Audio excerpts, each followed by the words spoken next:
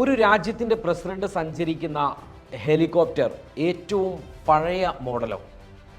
അതെ, Iran president Ebrahim Raisi സഞ്ചരിച്ച helicopter 1971 കാലഘട്ടത്തിലെ ബെൽ 212 എന്ന ഇനത്തിൽപ്പെട്ടവയാണ്. അതും അമേരിക്കയും കാനഡയും ചേർന്ന് നിർമ്മിച്ചത്. ഈ മോഡലിൻ്റെ ഏറ്റവും പുതിയ വേർഷൻ സുബാരു ബെൽ 412 ആണ് ഇപ്പോൾ പല രാജ്യങ്ങളും ഉപയോഗിക്കുന്നത്. യാത്രാ വിമാനം എന്നതിനപ്പുറം അഗ്നിരക്ഷാസേനയും എയർ ആംബുലൻസായും സൈനിക ഗതാഗതം, ഊർജ വ്യവസായം തുടങ്ങിയവയ്ക്കുമൊക്കെയാണ് പല രാജ്യങ്ങളും ഇന്ന് ഈ ഗണത്തിലുള്ള ഹെലികോപ്റ്റർ ഉപയോഗിക്കുന്നത്. പരമാവധി 15 പേർക്ക് യാത്ര ചെയ്യാം. 1960കളുടെ അവസാനത്തിൽ കനേഡിയൻ മിലിറ്ററിക്ക് വേണ്ടി UH-1 ഐറോക്യൂസിന്റെ നവീകരണവുമായി ബന്ധപ്പെട്ടാണ് ഒരു വിമാനം അവർ വികസിപ്പിച്ചെടുക്കുന്നത്. പിന്നീട് ഇത് പുതിയ രീതിയിലേക്ക് മാറ്റുകയാണ് കമ്പനി. കൂടുതൽ ശേഷി കൈവരിക്കാൻ പുതിയ രൂപകൽപ്പനയിൽ ഒന്നിന് പകരം 2 ഡാർബോ ഷാഫ്റ്റ് എഞ്ചിനുകൾ ഇതിനുവേണ്ടി ഉപയോഗിക്കുന്നുണ്ട്. 1971ലാണ് കമ്പനി ബെൽ 212 എന്ന ഹെലികോപ്റ്റർ അവതരിപ്പിക്കുന്നത്. ആദ്യം 205 മോഡലും 135 എന്ന മോഡലും ഈ ഹെലികോപ്റ്ററിന് ഉണ്ടായിരുന്നു. അമേരിക്കയും കാനഡയും ചേർന്നാണ് ഇത് വികസിപ്പിക്കുന്നത്. ഒരു യൂട്ടിലിറ്റി ഹെലികോപ്റ്റർ എന്ന നിലയിൽ UH ഒരു സൈനിക ആവശ്യങ്ങൾക്കായിരുന്നു ഉപയോഗിച്ചിരുന്നത് അക്കാലഘട്ടത്തിൽ കൂടുതലും. കൂടാതെ തീരസംരക്ഷണ നിരീക്ഷണത്തിനായി അമേരിക്കയുടെയും കാനഡയും ഒക്കെ നേവിയും ഈ ഹെലികോപ്റ്റർ ഉപയോഗപ്പെടുത്തിയിരുന്നു. ചെറിയ കാലാവസ്ഥയിൽ മാത്രമേ നിർമ്മാതാക്കളായ അമേരിക്കയും കാനഡയും ഈ ഹെലികോപ്റ്റർ ഉപയോഗിച്ചിട്ടുള്ളൂ എന്നതാണ് ഇവിടെ എടുത്തു പറയേണ്ട കാര്യം. 220 അടി 6.23 മീറ്റർ ആന്തരിക ശേഷിയാണ് ഇതിനുള്ളത്.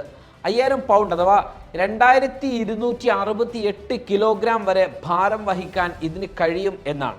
2 പവർ എഞ്ചിനുകളാണ് ഈ ഹെലികോപ്റ്ററിനുള്ളത്. ഇതിൽ ഒരു പവർ സെക്ഷൻ പരാജയപ്പെടുകയാണെങ്കിൽ ശേഷിക്കുന്ന വിഭാഗത്തിന് മാത്രം 900 SHP 671 കിലോ വാട്ട് 30 മിനിറ്റോളം പ്രവർത്തിപ്പിക്കുവാൻ അതിന് കഴിയുമെന്നാണ്. അല്ലെങ്കിൽ 765 SHP 571 കിലോ വാട്ട് തുടർച്ചയായി നൽകാൻ കഴിയും എന്നതാണ് ഈ ഹെലികോപ്റ്ററിൻ്റെ ഒരു പ്രത്യേകത. കണ്ടാൽ ഒരു വിമാന മാതൃക തോന്നിക്കുന്ന രൂപകൽപ്പനയാണ് ഇതിൻ്റേത്. അവസാനമായി ഈ ഹെലികോപ്റ്ററിൻ്റെ വിൽപ്പന നടക്കുന്നത് 1998ലാണ് എന്നോർക്കുമ്പോൾ മാത്രം നമ്മൾ ഓർക്കുക 2024ലും ഇറാന്റെ പ്രസിഡന്റ് ഉപയോഗിച്ചത് ആ പഴയ 971 മോഡലാണ് എന്ന്. പിന്നീട് ഈ മോഡൽ വിൽപ്പന നടത്തിയിട്ടേ ഇല്ല. ഞായറാഴ്ച തകർന്ന ഇറാനിയൻ മോഡൽ സർക്കാർ യാത്രക്കാരെ വഹിക്കാൻ ക്രമീകരിച്ച ഒന്നായിരുന്നു. ബെൽ 212 പറക്കുന്ന സൈനികേതര സംഘടനകളിൽ ജപ്പാന്റെ കോസ്റ്റ് ഗാർഡും ഉൾപ്പെട്ടിട്ടുണ്ട്. അവരും ഇപ്പോഴും ഇത്തരം ഘട്ടത്തിലുള്ള ഇത് ഉപയോഗിക്കുന്നുണ്ട് എന്നാണ് അന്താരാഷ്ട്ര മാധ്യമങ്ങളൊക്കെ റിപ്പോർട്ട് ചെയ്യുന്നത്. യുണൈറ്റഡ് സ്റ്റേറ്റ്സിലെ നിയമ നിർവഹണ ഏജൻസികളും നേരത്തെ പറഞ്ഞതുപോലെ തന്നെ അഗ്നിമന സേനാ വകുപ്പുകളും തായ്ലൻഡിന്റെ ദേശീയ പോലീസും കൂടാതെ മറ്റ് പല രാജ്യങ്ങളുമൊക്കെ പലതരത്തിലും ഈ ഹെലികോപ്റ്റർ ഉപയോഗിച്ചു വരുന്നുണ്ട്. ഫ്ലൈറ്റ് ഗ്ലോബലിന്റെ 2024 വേൾഡ് എയർഫോഴ്സ് ഡയറക്ടറി പ്രകാരം ഇറാന്റെ എത്ര ഡിപ്പാർട്ട്മെന്റുകൾ ഇതേ രീതിയിലുള്ള ഹെലികോപ്റ്ററുകൾ ഉപയോഗിക്കുന്നു എന്നത് സംബന്ധിച്ചൊരു വ്യക്തതയും അവർക്കില്ല എന്നാണ്. എന്നാൽ അതിൻ്റെ വ്യോമസേനക്കും നാവികസേനക്കുമായി ആകെ 10 എണ്ണം ഉണ്ട് എന്നും ഇവർ തന്നെ പറയുന്നുമുണ്ട്. 2023 സെപ്റ്റംബറിൽ സ്വകാര്യമായി പ്രവർത്തിക്കുന്ന വിമാനം യുണൈറ്റഡ് അറബ് എമിറേറ്റ്സ് തീരത്ത് തകർന്നു വീണിരുന്നു. 2018ലും മറ്റൊരു അപകടത്തിൽ 4 പേർ കൊല്ലപ്പെടുകയും ഉണ്ടായി. അന്നും ഇത്തരത്തിലുള്ള അപകടം നടന്നിട്ടുണ്ട്. ഇറാനിലെ അപകടമാണ് ഏറ്റവും പുതിയതായിട്ട് റിപ്പോർട്ട് ചെയ്യപ്പെടുന്നത്. മറൈൻ 1 എന്ന അത്യാധുനിക ഹെലികോപ്റ്ററുകളാണ് അമേരിക്കൻ പ്രസിഡന്റ് ഉപയോഗിക്കുന്നത്. അമേരിക്കൻ പ്രസിഡന്റിന്റെ ഒരു ഹെലികോപ്റ്ററിന് മറ്റു 4 ഹെലികോപ്റ്ററുകൾ സുരക്ഷ തീർത്ത് മുന്നോട്ട് കൊണ്ടുപോകും എന്നതാണ് ആ മറൈൻ 1ന്റെ ഏറ്റവും വലിയ പ്രത്യേകത. Mi-8 എന്ന ഹെലികോപ്റ്ററാണ് റഷ്യൻ പ്രസിഡന്റ് വ്ളാഡിമിർ പുടിൻ ഉപയോഗിക്കുന്നത്.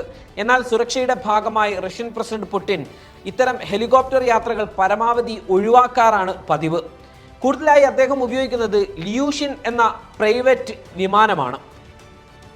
Mi-17 എന്ന ഗണത്തിൽപ്പെട്ട സൈനിക ഹെലികോപ്റ്ററുകളാണ് ഇന്ത്യൻ പ്രധാനമന്ത്രി നരേന്ദ്രമോദി ചെറിയ സഞ്ചാരങ്ങൾക്കൊക്കെയായി ഉപയോഗിക്കുന്നത്.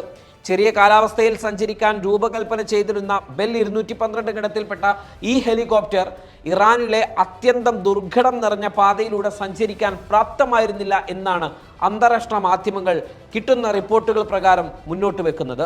പലതരത്തിലുള്ള പർവ്വതങ്ങളും തണുത്ത കാറ്റുകളും മൂടൽമഞ്ഞുകളും ഘോരവനങ്ങളും ഒക്കെയുള്ള മേഖലയിലൂടെയാണ് ഇറാൻ പ്രസിഡന്റിന്റെ ഹെലികോപ്റ്റർ യാത്ര നടത്തിയതും അവിടെ ഒരു കാട്ടിൽ ഇത് ഇടിച്ചിറക്കുന്നതും പിന്നീട് തകർന്നു വീഴുന്നതും. സാധാരണഗതിയിൽ രാത്രി യാത്രകളിൽ ഹെലികോപ്റ്ററുകൾക്ക് ഇത്തരം കാലാവസ്ഥാ വെല്ലുവിളികൾ ഒക്കെ ഉണ്ടാവാറുണ്ട്. ഇത്തരത്തിലുള്ള മേഖലയിലൂടെ യാത്ര ചെയ്യണമെങ്കിൽ ഏറ്റവും ആധുനികമായ സംവിധാനമുള്ള ഹെലികോപ്റ്ററുകളാണ് ഉപയോഗിക്കേണ്ടത്. എന്നാൽ നമുക്കറിയാം, ഇറാൻ എന്ന രാജ്യം പലതരത്തിലുള്ള ഉപരോധങ്ങൾ കൊണ്ട് വീർപ്പ് മുട്ടുകയാണ്. അവർക്ക് ആധുനിക സാങ്കേതിക സംവിധാനങ്ങൾ ഒരുക്കുന്നതിൽ, ഉപയോഗപ്പെടുത്തുന്നതിലും വാങ്ങുന്നതിലുമൊക്കെ വലിയ പരിമിതികളുണ്ട്. അത് അവരുടെ എയർ സിസ്റ്റത്തെയും അത് സാരമായിട്ട് തന്നെ ബാധിക്കുന്നുണ്ട്.